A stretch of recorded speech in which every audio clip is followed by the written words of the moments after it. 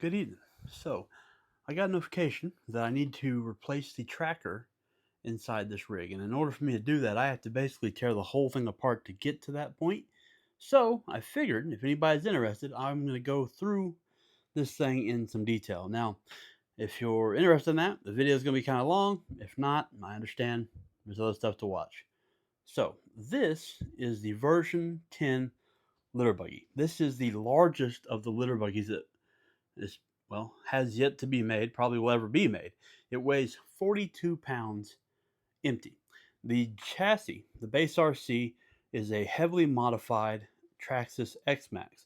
This thing was made roughly 1 month before the Axial SCX6 came out, which was really irritating because that would have been a far better rig for this. Now, this has been modified for use in urban environments, so you don't see things like there were lights right here for picking up in Galveston on the beaches at night.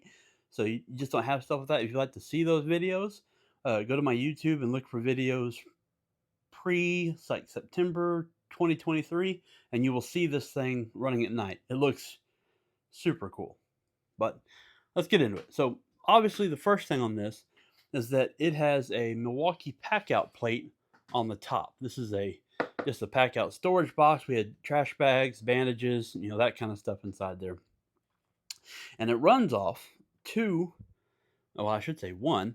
It runs off one of these M18 12.0 batteries. It carries two of those. We'd have one on that side, one on this side. They're both mounted as low as possible for the best center of gravity. And you could switch with this switch here between either your left or your right. Other things you see on this is it had a full set surround lighting. It now just has headlights and tail lights.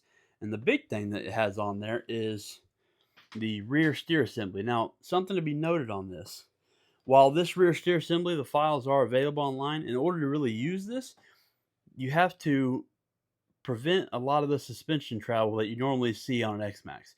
This rig bottoms out very intentionally about 2 inches off the ground, and it rides like that all the time.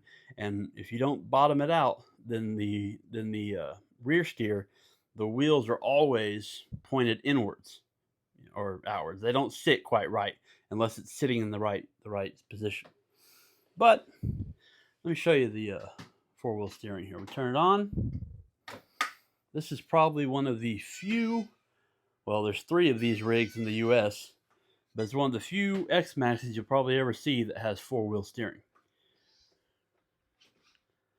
How about that? Now, this thing turned on a dime.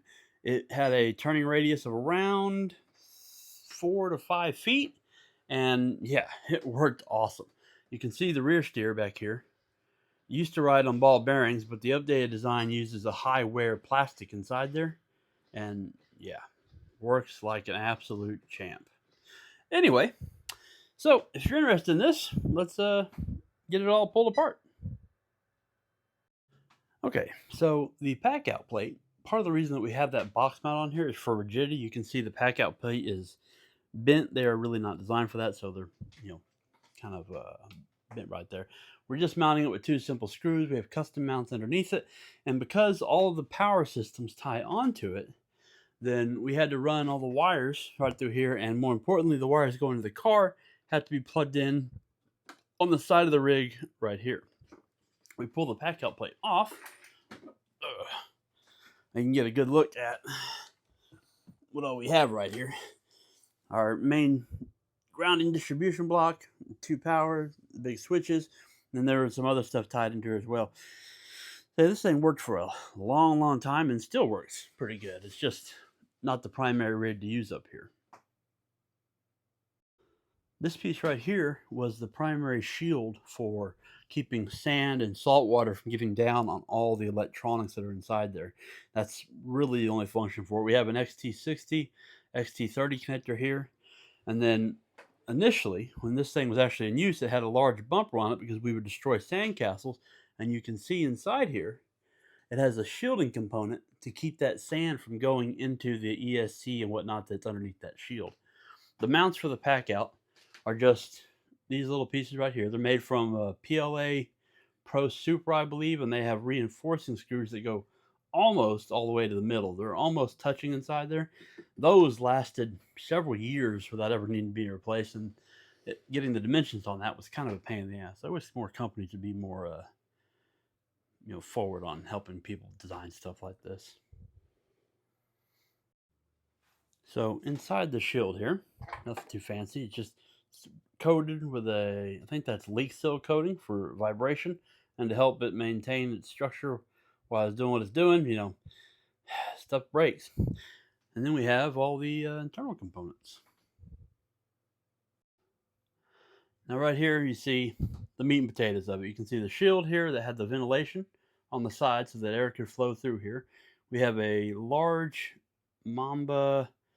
That's a Mamba X XL, I believe, and we're driving a 800 kV motor. In fact, this is the same motor that is running in my version 14. And then we have the different drivers for whatever kind of accessory we're running. These were set to different voltages for depending on lights, 3 volts, 5 volts, whatever they need to be to step everything down.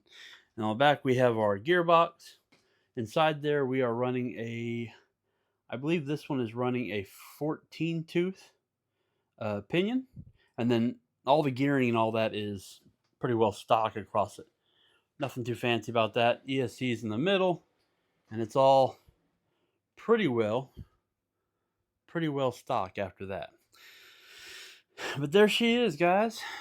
That is the version 10 teardown. Now, this right here, this is a recent addition where I made it where I could easily disconnect the rear steer to pull it off and work on it. But since this rig mainly sits in a closet now and doesn't actually get much use, I think it didn't go out at all last year.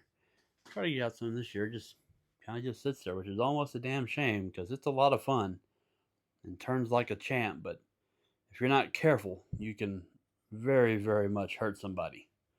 But yeah. Oh, custom made shield on the top. That is a high force fan, and that's the cooling thing that goes inside there. So anyway, that right there is the V10.